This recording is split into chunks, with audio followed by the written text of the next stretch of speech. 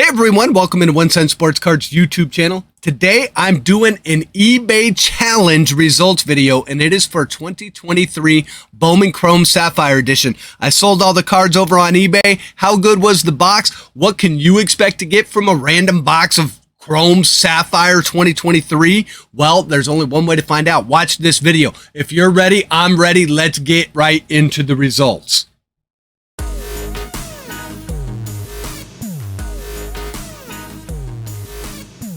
So here we go. It's the 2023 Bowman Chrome Sapphire Edition eBay Challenge results video. What's the eBay Challenge, you ask? Well, let me explain.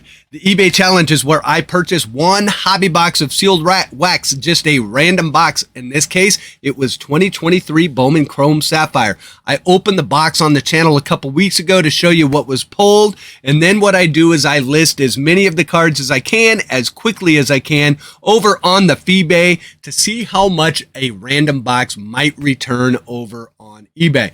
Then I make the follow-up video. That's what this one is, where we break down all the sales, the profits, the loss, and show you how much value you can expect in a random box. Then what I do is I keep a running list of all the boxes that I've opened to show you kind of which sets are providing the most value.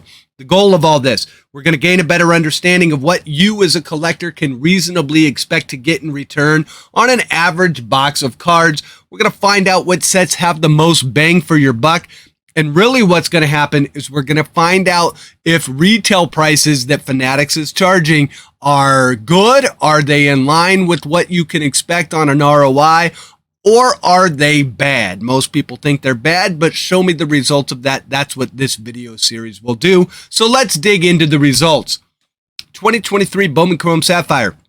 Here's what the box had. It had 8 packs, 4 cards in the pack, and 2 guaranteed parallels. Luckily, in our box, we ended up pulling 3. The cost of the box to me, after shipping, taxes, and all of that, was $236.49. Here's what I listed. All 32 of the cards. I had 14 individual listings, and then I made like a complete your set, pick your card, kind of commons listing that had 18 different common cards in there.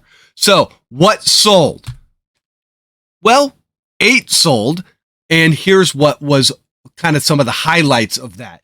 We have the Bowman Chrome Sapphire Sebastian Walcott. That was numbered to 99. You can see that one in the middle on the bottom. That was the big card that sold. Sold it for $100. Then we also had, like a Ronald Acuna in there. A Jackson Chiriot was in there for $6.99. We had the Yordan Alvarez Gold that I pulled. That was numbered to 50. That sold for $24.50. Adley Rutschman rookie card in there, and Matt McLain. Matt McLain been selling good lately. Both of those base rookies, the Matt McLain went for 13, the Adley Rutschman went for 18. So the total sales that I had was $176.97. There was also some shipping and handling and tax collected. So the total that I collected on the box so far was $201.14. If we look at the card sales by price, not bad overall. The average sold price, we sold 8 cards, was $22.12, about what you would expect for Bowman Chrome Sapphire. A lot of the cards kind of sold for under 20, but we had 2 that were kind of at 20, and then 4 or 5 that were kind of in that, 15 or $5 to $15 range. So average sold price of $22.12.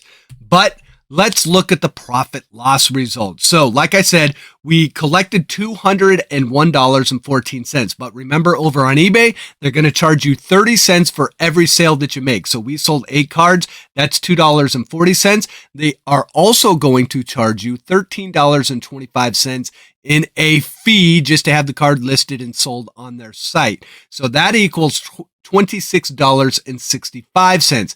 The tax that was collected, $7.26. I can't keep that. Now my total shipping, I collected, I believe it was like $15 or something like that, maybe a little bit over that. But I only spent $11.65 on shipping. So we make a little bit back there. So my total expenses end up being $47.96. Now here's where I have to pause for a second and give a shout out to RK Toon, who watches this video series and is a subscriber of the channel. First, thanks for that, RK Toon. He pointed out that I was doing my math a little bit wrong by saying by taking the $201 and timesing it out versus expenses. What he said was, no, your total cost for the box is basically what you paid for it. And then you got to come up with, how much money did you make back and what you sold for it. So the total cost of the box was $236.49. If I take that and subtract the total expenses, which was $47.96, here's what you come back with. An income of $153.18. So after all of the expenses minus the cost of the box plus what we brought in, what you end up with is $153.18. So the profit loss percentage and the ROI on the box so far was 64.77%. So we made 64% of our money back, basically 65% on the box. So in summary, here's what we got. Keep in mind, all the cards were listed as buy it now or best offer. No auctions. I do think the box was slightly above average as we got 3 Sapphire parallels, not 2. Now, if you notice, one of the parallels has yet to sell. So there's still some marginal potential of increasing the ROI on the box. It's that Lazaro Montes number to 75 that you see there on the right. I would also say that the veteran stars, which normally in other sets don't sell all that well, do tend to sell okay. I mean, we got the Ronald Acuna. I think it sold for like $7 or $8, something like that. So it sells well in Sapphire. So Sapphire is a highly sought after set over on eBay. Of course, the notable rookies sold fast. We had that Matt McLean and the Adley. Those went really fast. And Sapphire does seem to be kind of the official rookie card that collectors are chasing these days. Maybe used to be Topps Chrome or something similar, maybe the flagship. But if you go look at what the base for Sapphire sells for versus what Chrome sells for, I mean, the Sapphire definitely draws a premium. So keep that in mind as you're collecting some of these rookie cards, because Sapphire seems to be the new, base flagship rookie that people want. On top of that, the views for all of the listings that I had, they were all very well viewed, and I did list the cards basically on release date. So a lot of views because of the release date hype. So keep that in mind. And overall, here's what I would say about Bowman Chrome Sapphire.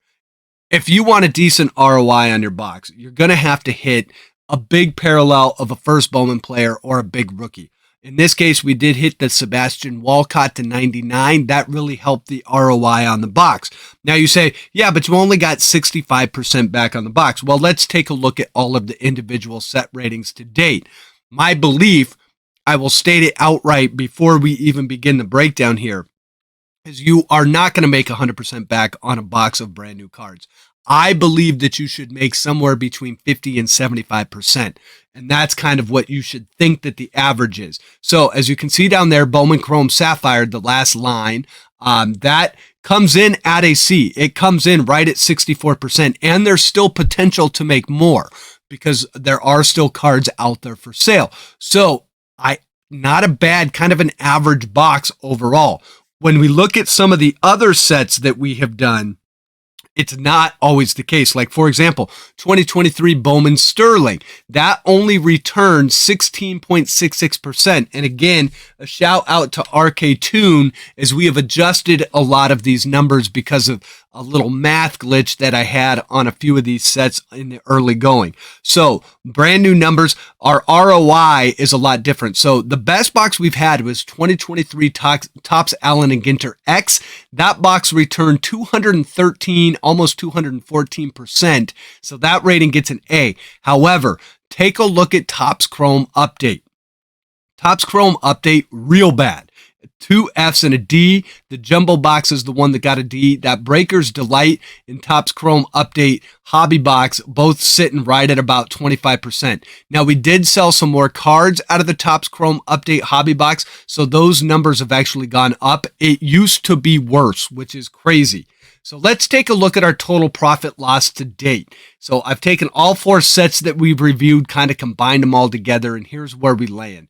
We've spent about $1,500, $1,457 on boxes. Total sales out of those boxes, $621. So we've lost $834.34. Our percent ROI on all of the boxes in total sitting at 42.62%. So we're getting a D. What does that tell you? Box prices are a little bit high, but not as high as everyone thinks they are. I mean, we're almost sitting at average. We get a little bit of luck, hit some big cards. We could be sitting at 50% and above, no problem. One thing to note, take a look at those online exclusive sets. Topps Allen and Ginter X was one, and Bowman Chrome Sapphire was one. Those, a C and an A. It does seem like the online sets are doing well.